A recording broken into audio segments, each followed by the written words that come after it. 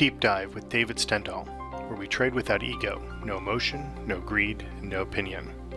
Before we begin tonight's video blog, please read over our trading disclaimer and remember to trade smart and accept the reality that trading futures is risky. This presentation does not provide buy-sell recommendations, and our information is strictly provided for educational purposes only. As always, trade at your own risk and analysis. Hey there, it's David Stendahl with tonight's Deep Dive. It is June 5th, 2019. I thought I'd take a look at the S&P 500, the ETF being SPY. Now, you got a mixed bag here with the great volatility we've had as of late with a lot of the different types of trend indicators. But the technical rating is positive, and with today's action, we got a slow low, which is a more important one because it really is showing us that we're coming out of an oversold type condition, and a wave low, which is more of an intermediate indicator. And so the combination of both these is what kind of drew my attention to do tonight's video. When it comes to some of the alerts here, we just recently, to yesterday's action, had a tightrope indicator, which was a low, which basically means that it's been adjusted to sort of reflect what's been going on with the 200-day moving average. So we actually take a look here at the S&P 500. We got daily bars right through here. You can see the downtrend that's been underway, and just in the last couple of days, obviously with yesterday's action, but with the last couple of days, we're pointing to the upside. So what's taking place here? One, we definitely have some alerts that are popping up here that we had been oversold. We're now coming out of that oversold condition, which was a few days ago, which came back down to this support level and stopped exactly where we would think that it would.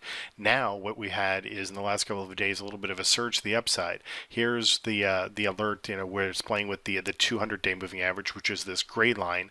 The yellow line represents the 50-day moving average. Now if we come across here, when I look, at this this little line here across the way, we've got a resistance level, support resistance, because we're very close to it right now. But we've got support resistance here, right through here, and even further back. So they're all basically touching one another. And so with the market's little rally, it was logical for it to kind of take a little bit of a rest here at these levels. Now there's three different levels, but if you put them together, they're all basically where we are with the overnight action that we have right now, since it's a little after 6 o'clock Eastern time. So we're at a resistance level, but the good news is that we're kind of in what I'll term as an energy zone, that if we can break above that, our next level would be right through here. It's very weak, but a target would be a 2864.83, and obviously the larger target would be way up here at 2953.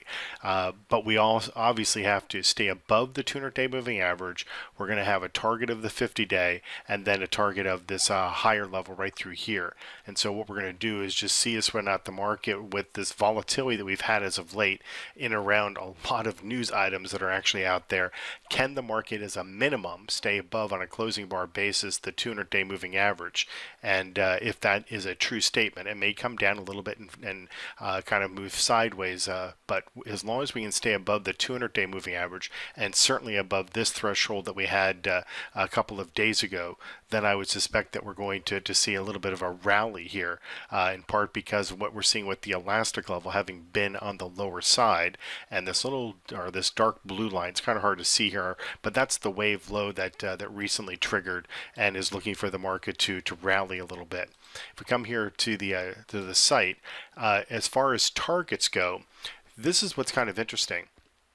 What we see here, with today's action, here is today's close. These are the targets that we would have for the market.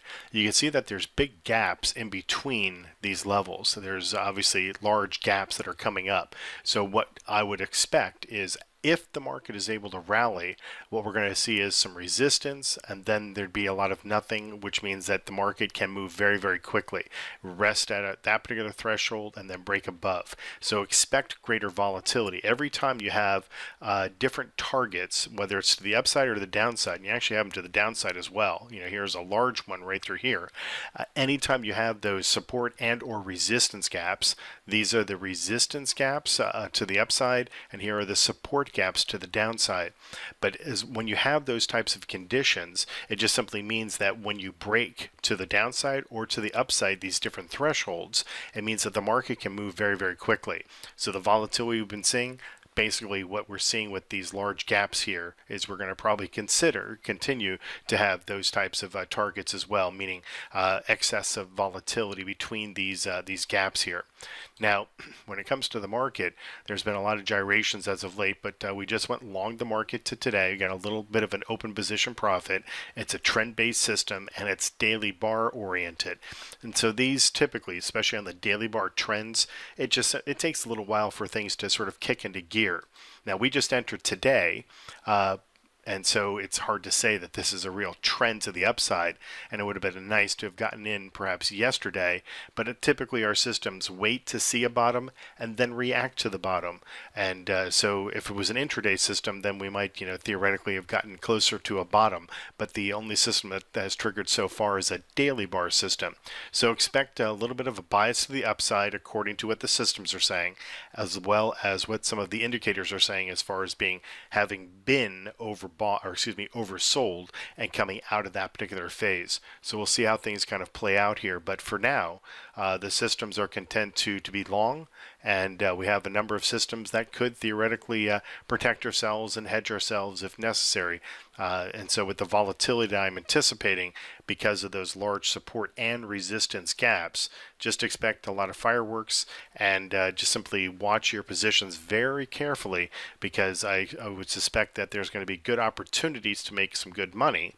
But there's also that potential for some strong reversals, and so you just want to watch your positions, not only in the S&P but all of the markets, very, very carefully, because today was a very active day with a lot of the systems, and I would anticipate that we're going to, over the course of the remainder of this week and going into next week, continue to have some of that volatility. And so with that, watch your positions. We're long the market. Let's see what happens with the S&P 500, and we'll take a look at another market very shortly. Thanks very much. Bye-bye.